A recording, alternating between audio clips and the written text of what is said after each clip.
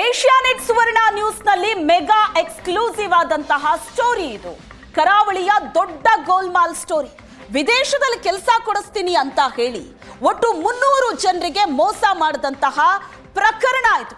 ಕರಾವಳಿಯಲ್ಲಿ ನಡೆದಿರೋದು ಅತಿ ದೊಡ್ಡ ಗೋಲ್ಮಾಲ್ ಸ್ಟೋರಿ. ಈಗ ಆ 300 ಜನ ಕೂಡ ಪೊಲೀಸ್ ಠಾಣೆ ಮೆಟ್ಟಿಲು ಹತ್ತಿದ್ದಾರೆ. ಬರೋಬ್ಬರಿ 300 ಮಂದಿಗೆ ವಂಚಿಸಿದಂತಹ ಕಥೆಯನ್ನ ನಿಮ್ಮ ಮುಂದೆ ಇಡ್ತಾ ಇದ್ದೀವಿ. ಕರಾವಳಿಯಲ್ಲಿ ಆಗಿರೋದು 10 ಕೋಟಿಗೂ ಹೆಚ್ಚು ಹಣ ವಂಚಿಸಿದವರ ಕತೆ. ಏನಂತ ಹೇಳಿ, ವಿದೇಶದಲ್ಲಿ ಉದ್ಯೋಗ ಕೊಡಿಸ್ತೀನಿ ಅಂತ ಆಮಿಷ ಒಡ್ಡಿ ವಂಚನೆ ಮಾಡಲಾಗಿದೆ. 10 ಕೋಟಿಗೂ ಅಧಿಕ ಹಣ ವಂಚನೆ ಆಗಿದೆ. 300 ಜನ ಮೋಸ ಹೋಗಿದ್ದಾರೆ. ವಿದೇಶದಲ್ಲಿ ಉದ್ಯೋಗ ಕೊಡಿಸ್ತೀನಿ ಅಂತ ಆಸೆ ತೋರಿಸಿ ಹಣ ಪೀಕಿರೋದು. ಈಗ 300ಕ್ಕೂ ಹೆಚ್ಚು ಸಂತ್ರಸ್ತರು ಠಾಣೆ ಮೆಟ್ಟಿಲತ್ತಿದ್ದಾರೆ. ಹೈಯರ್ ಗ್ಲೋ ಎಲಿಗೆಂಟ್ ಓವರ್ಸೀಸ್ ನಿಂದ ಆದಂತ ಮೋಸ. ಇದೊಂದು ಕಂಪನಿ ಮಂಗಳೂರಿನ ಕಂಕನಾಡಿಯಲ್ಲಿದೆ ಇದರ ಕಚೇರಿ. ಈ ಕಂಪನಿಯ ಹೆಸರಲ್ಲಿ 300ಕ್ಕೂ ಹೆಚ್ಚು ಜನರಿಗೆ ಮೋಸ ಮಾಡಿದ್ದಾರೆ. 10 ಕೋಟಿಗೂ ಹೆಚ್ಚು ಹಣ ಲೂಟಿ ಹೊಡೆದಿದ್ದಾರೆ. ಕರಾವಳಿಯ ದೊಡ್ಡ ಗೋಲ್ಮಾಲ್ ಇದು. ವಿದೇಶದಲ್ಲಿ ಉದ್ಯೋಗ ಕೊಡಿಸ್ತೀವಿ ಅಂತ 300ಕ್ಕೂ ಹೆಚ್ಚು ಯುವಕರಿಗೆ ಮೋಸ ಮಾಡಿದೆ ಈ ಕಂಪನಿ. ಹೈಯರ್ ಗ್ಲೋ ಎಲಿಗೆಂಟ್ ಅನ್ನೋ ಕಂಪನಿ ಇದು. ಈಗ 300ಕ್ಕೂ ಹೆಚ್ಚು ಸಂತ್ರಸ್ತರು ಠಾಣೆ ಮೆಟ್ಟಿಲತ್ತಿದ್ದಾರೆ. ನ್ಯೂಜಿಲೆಂಡ್ ನಲ್ಲಿ ಉದ್ಯೋಗ ಕೊಡಿಸೋ ಭರವಸೆ ಕೊಡ್ತಾ ಇದೆ. ವಾಲಾರಿಸ್ ಸಂಸ್ಥೆಯಲ್ಲಿ ಕೆಲಸ ಕೊಡಿಸ್ತೀವಿ ಅಂತ ಆಮಿಷ ಒಡ್ಡಿದೆ. ದಕ್ಷಿಣ ಕನ್ನಡದ 185ಕ್ಕೂ ಹೆಚ್ಚು ಮಂದಿ ಸಂಪರ್ಕ ಮಾಡಿದ. 300ಕ್ಕೂ ಹೆಚ್ಚು ಮಂದಿ ಉದ್ಯೋಗಕ್ಕಾಗಿ ಅರ್ಜಿ ಹಾಕಿದ್ರು. ಉಡುಪಿ, ಕೇರಳ ಸೇರಿದಂತೆ ಹೊರ ರಾಜ್ಯಗಳಿಂದಲೂ ಅರ್ಜಿ ಬಂದಿದೆ. ಸುಮಾರು 185ಕ್ಕೂ ಹೆಚ್ಚು ವ್ಯಕ್ತಿಗಳಿಂದ ಹಣ ಸಂಗ್ರಹ ಮಾಡಿದೆ ಈ ಕಂಪನಿ. ತಲಾ 1,85,000 ಹಣ, 1,85,000 ಹಣ ಪ್ರತಿಯೊಬ್ಬರಿಂದ ಪಡೆದಿದೆ ಏಜೆನ್ಸಿ. ಏಜೆಂಟ್ ಮೂಲಕ 60 ಮಂದಿಯಿಂದ ತಲಾ 3 ಲಕ್ಷ ಹಣ ಪಡೆದಿದ್ದಾರೆ. ಬೇರೆ ಬೇರೆ ರಾಜ್ಯದ ಏಜೆನ್ಸಿಗಳ ಮೂಲಕ 5 ಲಕ್ಷ ರೂಪಾಯಿ, ಸುಮಾರು 300ಕ್ಕೂ ಹೆಚ್ಚು ಮಂದಿಯಿಂದ ಹಣ ಸಂಗ್ರಹ ಮಾಡಲಾಗಿದೆ. 10 ಕೋಟಿಗೂ ಅಧಿಕ ಹಣ ಪಡೆದಿರುವಂತ ಆರೋಪ ಇದೆ.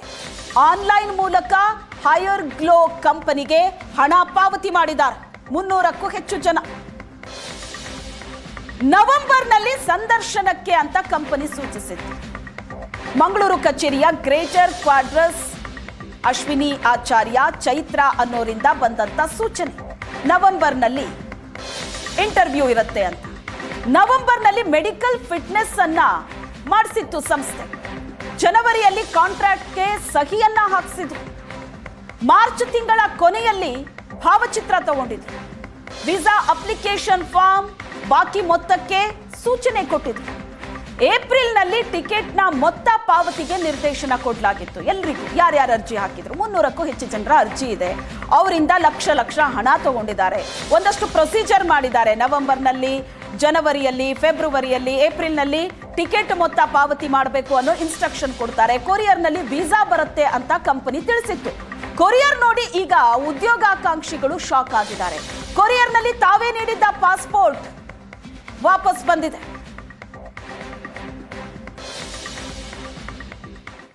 आता आम्ही रेस्पॉन्ड कोण हांगा आतां रेस्पॉन्डेबल जायचें न्ही एकलो आतां हांगा आतां कोण घेवन You can take me.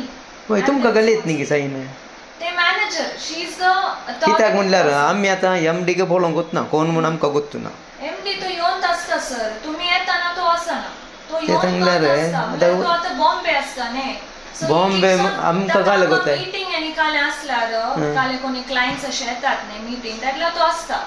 It's not every time he will be in office.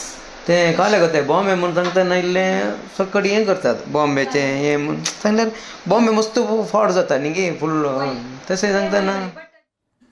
ಈ ಬಗ್ಗೆ ಹೆಚ್ಚಿನ ಡೀಟೇಲ್ಸ್ ಕೊಡ್ತಾರೆ ನಮ್ಮ ರಿಪೋರ್ಟರ್ ಭರತ್ರಾಜ್ ಸಂಪರ್ಕದಲ್ಲಿದ್ದಾರೆ. ಭರತ್ರಾಜ್, 300ಕ್ಕೂ ಹೆಚ್ಚು ಜನ ಮೋಸ ಹೋಗಿದ್ದಾರೆ. 10 ಕೋಟಿಗೂ ಹೆಚ್ಚು ಹಣ ಲೂಟಿ ಹೊಡೆದಿದ್ದಾರೆ. ಈ ಮಹಾ ಮೋಸ ಯಾವಾಗಿಂದ ನಡೀತಾ ಇತ್ತು? ಯಾವ ರೀತಿ ಉದ್ಯೋಗಾಕಾಂಕ್ಷಿಗಳನ್ನ ಯಾಮಾರಿಸಿದ್ದಾರೆ ಇವರು? ಇವರ ನಿಜ ಬಣ್ಣ ಗೊತ್ತಾಗಿದ್ದು ಯಾವಾಗ? ಶ್ವೇತಾ, ಹೌದು, ಇದು ಕರಾವಳಿಯ ಮಟ್ಟಿಗೆ ಬಹಳ ಅತಿ ದೊಡ್ಡ ಜಾಬ್ ಸ್ಕ್ಯಾಮ್ ಅಂತಾನೆ ಗುರುತಿಸಿಕೊಂಡಿರುವಂಥದ್ದು. ಸುಮಾರು 10 ಕೋಟಿ ಮೌಲ್ಯದ ಸ್ಕ್ಯಾಮ್ ಅನ್ನ ಮಾಡಲಾಗಿದೆ.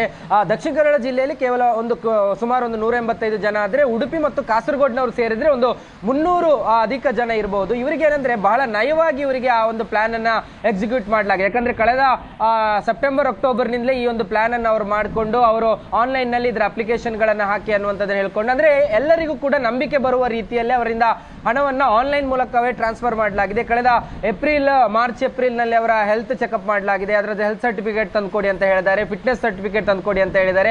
ಅದರ ಜೊತೆಗೆ ಯಾವ ಕಂಪನಿ, ನ್ಯೂಜಿಲೆಂಡ್ ನಲ್ಲಿ ಒಂದು ಕಂಪನಿ ಏನಿದೆ, ಅಧಿಕೃತವಾಗಿ ಇರುವಂತಹ ಒಂದು ಸಂಸ್ಥೆ ಏನಿದೆ, ಅದೇ ಸಂಸ್ಥೆ ಹೆಸರಿನಲ್ಲಿ ಈ ಒಂದು ಪ್ಲಾನ್ ಅನ್ನ ಮಾಡಿ ಅವರಿಗೆ ಎಲ್ಲಾ ರೀತಿಯಾದಂತದ್ದನ್ನ ಮಾಡಿ, ಮಂಗಳೂರಿನ ಕಂಕನಾಡಿಯಲ್ಲಿ ಅದರ ಕಚೇರಿ ಕೂಡ ಇತ್ತು, ಅದರಲ್ಲಿ ಸಿಬ್ಬಂದಿ ಕೂಡ ಇದ್ರು.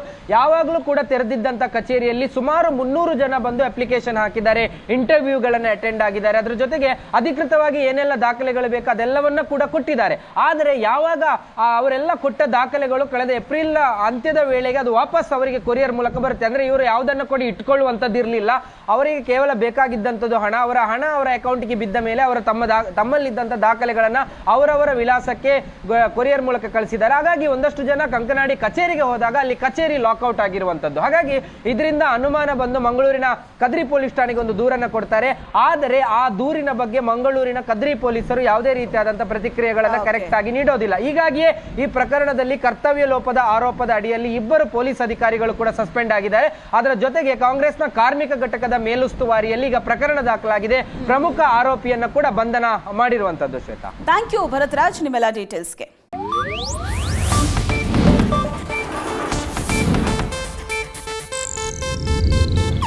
ಇದು ಏಷ್ಯಾನೆಟ್ ನ್ಯೂಸ್ ನೆಟ್ವರ್ಕ್ ಪ್ರಸ್ತುತಿ.